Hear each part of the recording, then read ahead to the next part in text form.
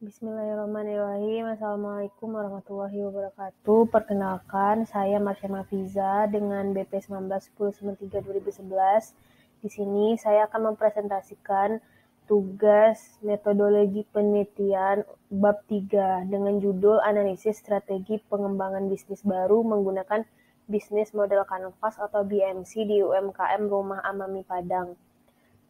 Selanjutnya itu adalah studi pendahuluannya, di mana studi pendahuluan ini dibagi dua, yaitu studi literatur dan studi lapangan, yang di mana studi literatur itu dilakukan dengan memperoleh referensi dari jurnal, buku, skripsi, dan internet.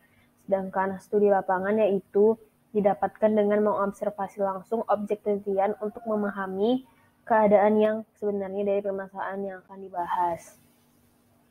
Selanjutnya itu identifikasi masalah, yaitu di sini didefinisikan sebagai masalah yang menjadi kendala pada rumah Amami.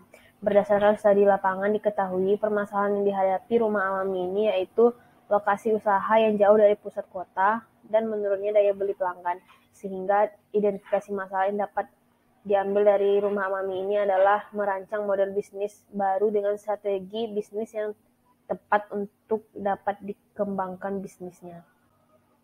Selanjutnya itu ada rumusan masalah, di mana rumusan masalahnya ini yaitu bagaimana merancang model bisnis baru pada UMKM Rumah Amami menggunakan bisnis model kanvas atau BMC dalam upaya mengembangkan bisnis UMKM.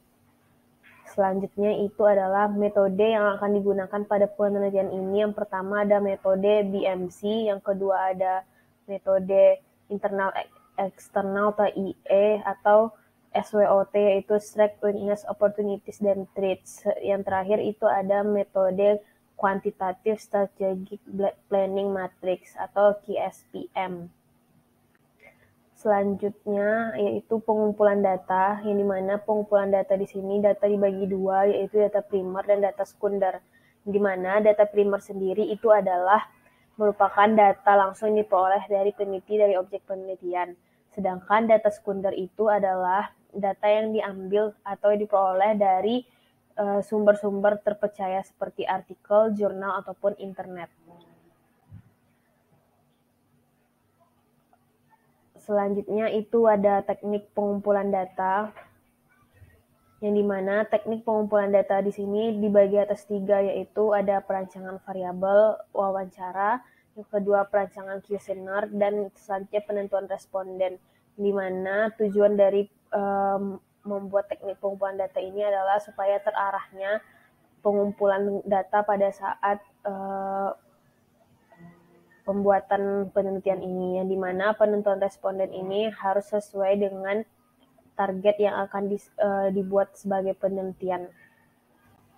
Selanjutnya itu ada pengolahan data, yang dimana pengolahan data ini, data-data yang telah dikumpulkan itu diolah untuk mencapai tujuan dari penelitian ini, yang dimana pengolahan data ini dibagi berdasarkan strategi pengembangan bisnis dengan tahapan ada 3. Yang pertama ada pemetaan model bisnis saat ini, yang kedua ada evaluasi model bisnis saat ini, yang ketiga ada penggambaran model bisnis yang baru, di mana setelah kita memetakan model bisnisnya yang saat ini, lalu dievaluasi.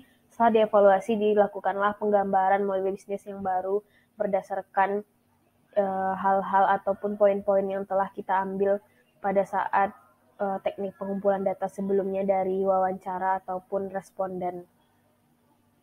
Selanjutnya itu ada rancangan analisis, yang dimana analisis di sini merupakan rinci-rincian dari hasil pengumpulan data yang sudah kita dapatkan sebelumnya, kemudian data yang ada di analisis. Lalu analisis ini dilakukan secara merincikan pembahasan mengenai pemetaan model bisnis yang saat ini, evaluasi model bisnis saat ini, serta perbandingan model bisnis antara yang sebelumnya dan setelahnya. Selanjutnya itu rancangan bisnis, yaitu rancangan analisisnya, yaitu adalah setelah dilakukan perbandingan model bisnis, maka didapatkanlah model bisnis yang dapat diperbarui dan bisa digunakan untuk Rumah Amami Padang. Sekian dari presentasi saya. Lebih dan kurang mohon dimaafkan. Assalamualaikum warahmatullahi wabarakatuh.